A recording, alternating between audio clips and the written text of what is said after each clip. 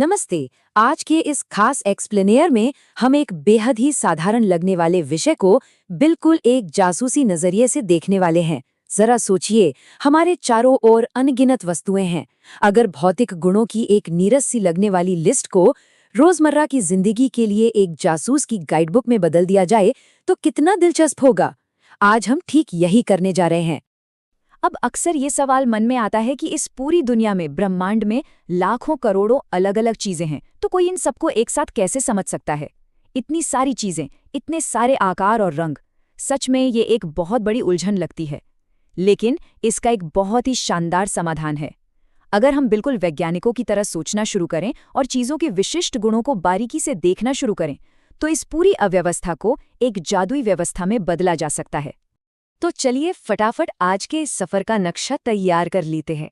सबसे पहले हम देखेंगे हमारे आसपास की वस्तुएं, फिर दिखावट और कठोरता, उसके बाद जल में विलयता यानी पानी में घुलना, फिर चीजों का तैरना या डूबना, पारदर्शिता के प्रकार, और आखिर में इन सबको समूहीकृत करने का यानी ग्रुप में बांटने का असली फायदा समझेंगे।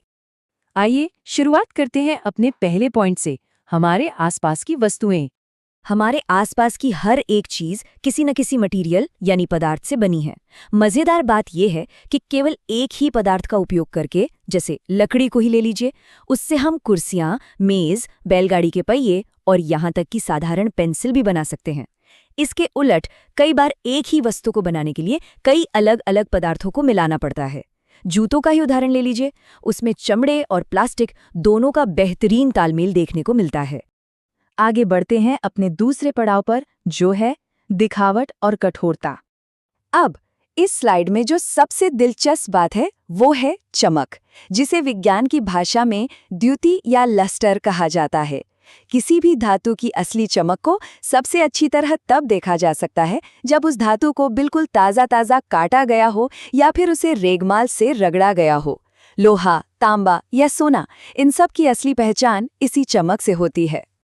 लेकिन रुकिए, यहाँ एक बड़ा ही सरप्राइजिंग फैक्ट भी है। पर्यावरण भी अपना खेल खेलता है।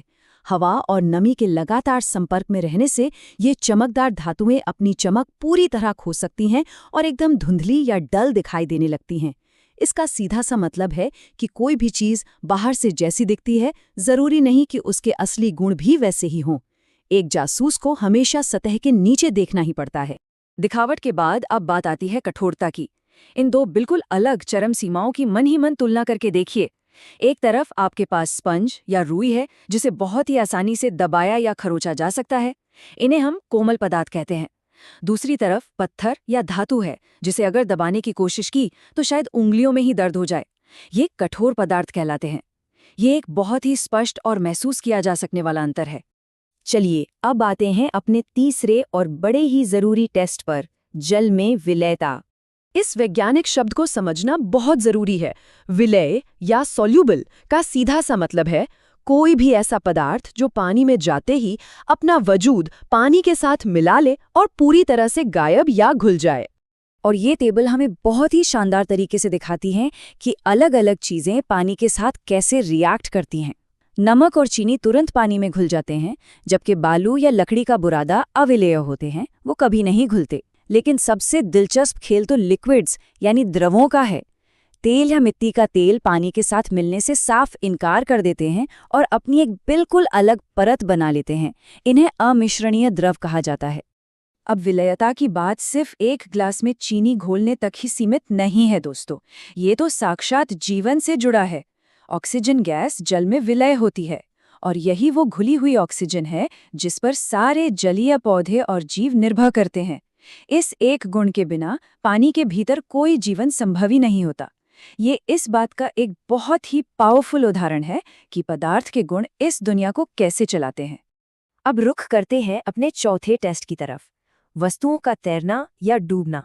जरा इस दृश्य को इमेजिन कीजिए। एक पानी से भरे ग्लास में हम अलग अलग चीजें डाल रहे हैं। सूखी पत्तियां, लकड़ी के टुकड़े और प्लास्टिक की बोतलें पानी की सतह पर आराम से तैरने लगती हैं। लेकिन जैसे ही कोई पत्थर या लोहे की कील डाली जाती है, वो तेजी से ग्लास की तली में जाकर बैठ जाती हैं। ये डूबना और तैरना भी चीजों को पहचानने का एक अचूक जासूसी तरीका है। अब बढ़ते हैं अपने 5वें फिजिकल टेस्ट की ओर, पारदर्शिता के प्रकार। आइए देखते हैं कि ये कैसे काम करता है। ये एकदम साफ आर पार दिखने से लेकर पूरी तरह से ब्लॉक होने तक का एक पूरा स्पेक्ट्रम है। पारदर्शी वस्तुएं जैसे कांच या साफ पानी सब कुछ एकदम स्पष्ट दिखाती हैं। फिर आते हैं पारभासी पदार्थ जैसे तेल लगा हुआ कागज, जहां से रोशनी तो गुजरती है लेकिन सब कुछ धुंधला दिखाई देता है। और अंत में आती हैं अपारदर्शी वस्तुएं जैसे लकड़ी या धातु, जो प्रकाश को बिल्कुल रोक देती हैं और उनके आर पार कुछ नहीं देखा जा सकता। और अब हम पहुंच गए हैं इस एक्सप्लेनर के सबसे अहम हिस्से पर, समूहीकरण या ग्रुपिंग का महत्व। जरा इस पर गौर कीजिए, ये वाकई कमाल की चीज है। हमारे पास चीजों का एक ही ग्रुप है, लेकिन हम उन्हें किस नजरिए से देखते हैं उस हिसाब से पूरी कैटेगरी बदल जाती है। अगर केवल गोल आकार को पैमाना बनाया जाए तो बास्केटबॉल और संतरा एक ही समूह में आ जाएंगे, लेकिन अगर पैमाना खाने योग्य होने का हो तो संतरा, सेब और चीनी एक तरफ होंगे और बास्केटबॉल तथा ग्लोब अखाद्य पदार्थों के समूह में चले जाएंगे। चुनाव हमारा है कि हम दुनिया को किस नजरिए से देखना चाहते हैं।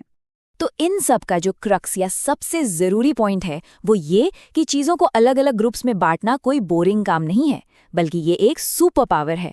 ये अव्यवस्था में व्यवस्था लाता है। इसी वजह से एक दुकान में बिस्किट एक जगह और साबुन दूसरी जगह मिलते हैं।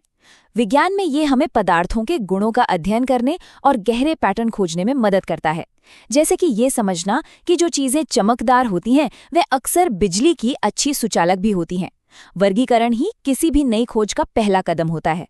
इस पूरी चर्चा के बाद इस एक्सप्लेनर को खत्म करने से पहले एक छोटा सा सवाल। जरा अभी इसी पल अपने कमरे में चारों तरफ नजर दौड़ाइए। वहां मौजूद सबसे अनोखा पदार्थ कौन सा दिख रहा है? क्या वो पारदर्शी है या अपारदर्शी, कठोर है या कोमल? क्या वो पानी में डूबेगा या तैरता रहेगा? इन 5 भौतिक गुणों का जासूसी चश्मा पहनकर अगर हम इस दुनिया को देखना शुरू करें तो हर दिन एक नई वैज्ञानिक खोज का दिन बन सकता है। इसी रोमांचक विचार के साथ ज्ञान का ये सफर यहीं समाप्त करते हैं। साथ जुड़ने के लिए बहुत बहुत धन्यवाद।